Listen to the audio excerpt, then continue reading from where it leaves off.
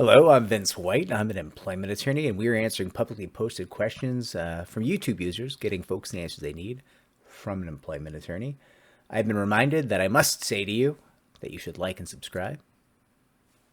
But only do that if this is helpful. If this is not helpful, do not like, do not subscribe.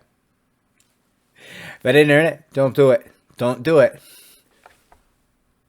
Don't you do it. Not unless I earned it. All right. We have a question from YouTube user Marcus Anderson, who I will read it into the record now. Hello, Mr. White. Hello. In an earlier video, you spoke on discovery and only writing down your statements once. So my question is, if you are going into a deposition and questions are being asked on specific dates and times of events, etc., could your answer be to refer to the document upheld from plaintiff in order to not add or lessen what was originally written? Thanks. If you can, it is beneficial to you to have a good command of the dates in your case, right? And I say this only because when you're being deposed, one of the things they're looking at is how good of a witness they think you will be.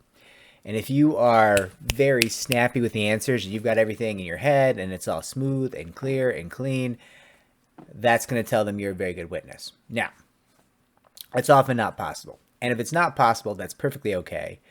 If you don't recall something, you can tell them like, hey, I could refer to document X, Y, or Z to refresh my recollection as to that.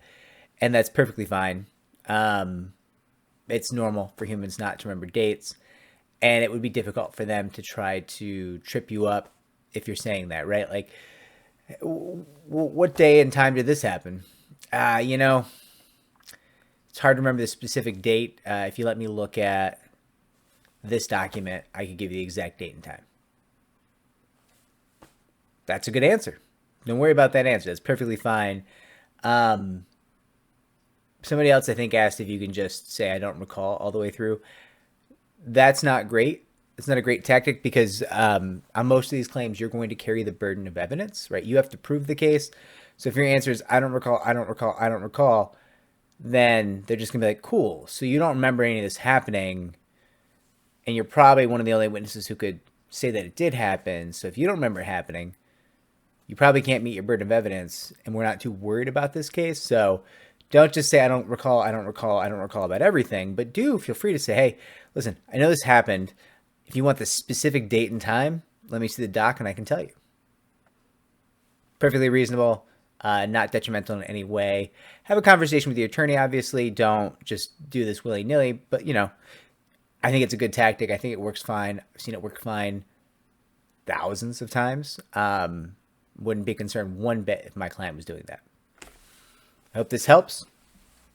If it doesn't, tell me how I failed you, and I will track the comments and try to give you a more specific answer.